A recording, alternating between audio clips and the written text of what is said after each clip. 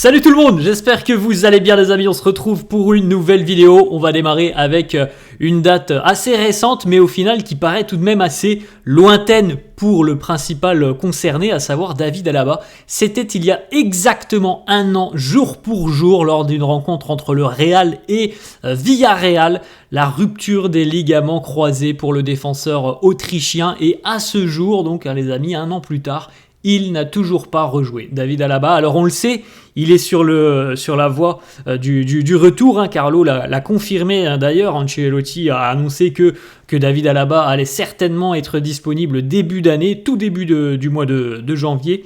Mais voilà, un an plus tard, pour le moment, toujours pas rejoué David Alaba. C'est vraiment une terrible blessure, la rupture des ligaments croisés. Beaucoup de courage et beaucoup de force à David Alaba, puisque là, il est véritablement sur la fin de cette année très compliquée. Il va revenir sur les terrains, c'est imminent. On regarde les amis les unes des quotidiens madrilènes. Marca qui consacre sa une à Lamine Yamal. Pas mal de déclats de Lamine Yamal qui s'est fixé de nombreux objectifs. Alors évidemment la Coupe du Monde avec l'Espagne, la Ligue des Champions, la Liga avec le Barça. Et puis sur le plan individuel, il s'est aussi fixé comme objectif évidemment le Ballon d'Or. Petite information qui concerne le Real, on est à J-1 les amis de la finale de la Coupe intercontinentale face aux Mexicains de Pachuca demain. Petite information qui concerne Mbappé, c'est au milieu en bas. Mbappé y 6 niños para la segunda piedra del septiembre. Alors, on a la présence de Kylian Mbappé, alors on verra s'il aura du temps de jeu. On a aussi 6 joueurs de la Castilla, 6 jeunes qui sont présents. Et comme le dit la une du quotidien Marca, c'est potentiellement le deuxième trophée sur les 7 enjeux pour le Real cette saison. Je ne sais pas si on ira chercher les 7 trophées, on est déjà allé en chercher un en début de saison. Le deuxième, c'est demain. Voilà, face aux Mexicains de Pachuca. La une du quotidien AS qui titre El Mundo espera a Mbappé. La photo de Mbappé hier, direction le Qatar dans l'avion, le grand sourire.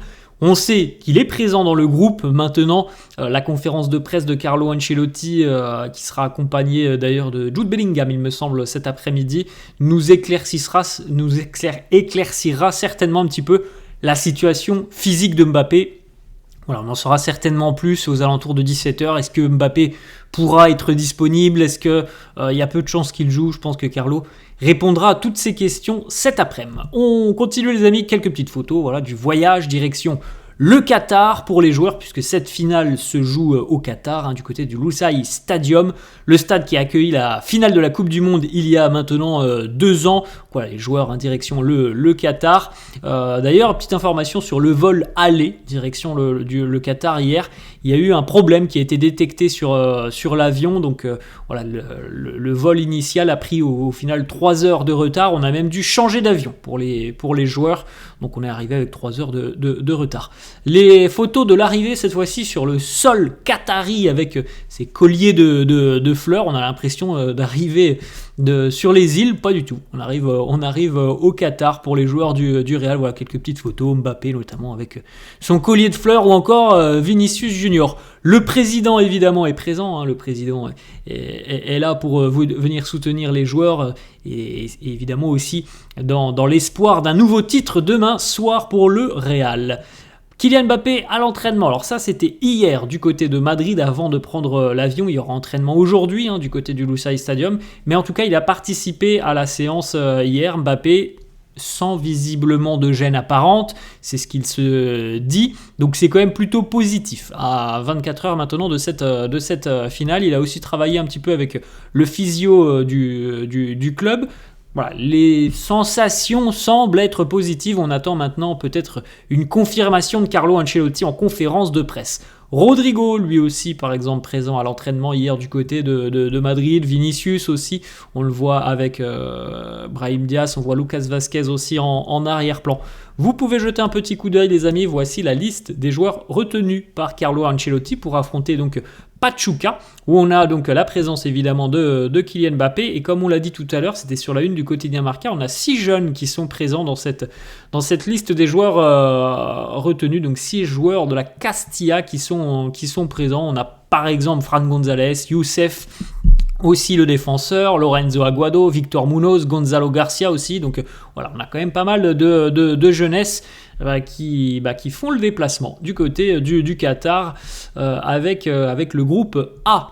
On poursuit les amis avec une petite information qui nous vient de l'entraînement de la veille et des tout derniers jours. C'est Marca qui nous annonce que Carlo a essayé à l'entraînement, peut-être on ne le verra pas en match, mais peut-être aussi que c'est quelque chose qui sera amené à être vu. Il a essayé en tout cas Raúl Asensio en tant que latéral droit. Preuve peut-être qu'il y a un problème avec Lucas Vázquez dans le sens où Lucas Vázquez n'est pas très très rassurant, les performances sont plus ou moins inquiétantes à l'heure actuelle. Raúl Asensio a été utilisé au poste de latéral droit, donc à voir maintenant si on verra peut-être Asensio en tant que latéral. On regardera tout ça dès demain pour la première compo d'équipe. On continue avec une autre mauvaise nouvelle du côté du Real. On a parlé en début de vidéo de la rupture des ligaments croisés de David Alaba. On le sait, du côté de Madrid, c'est une véritable hécatombe au sein de l'équipe première, mais pas uniquement qu'au sein de l'équipe première. Chez les féminines aussi, chez la Castilla et même dans les catégories de jeunes. Hier, nouveau joueur du Real, donc catégorie jeune, qui est blessé, Miguel Perales, qui lui aussi a été victime d'une rupture des ligaments croisés. On a le petit message de l'un de ses coéquipiers aussi qui lui a été touché en début de saison, Joan Martinez, voilà, qui lui a envoyé beaucoup de force et beaucoup de courage. C'est un jeune défenseur de 19 ans, Miguel Perales. C'est quand même assez démentiel les amis parce que regardez quand même, en plus c'est souvent le poste de défenseur qui est quand même problématique. On a Militao, David Alaba qui est sur le chemin du retour, c'est vrai, Dani Carvajal, Joan Martinez, Miguel Perales, tous ces joueurs sont des défenseurs, tous ont été touchés par une rupture des ligaments croisés. C'est quand même assez fou.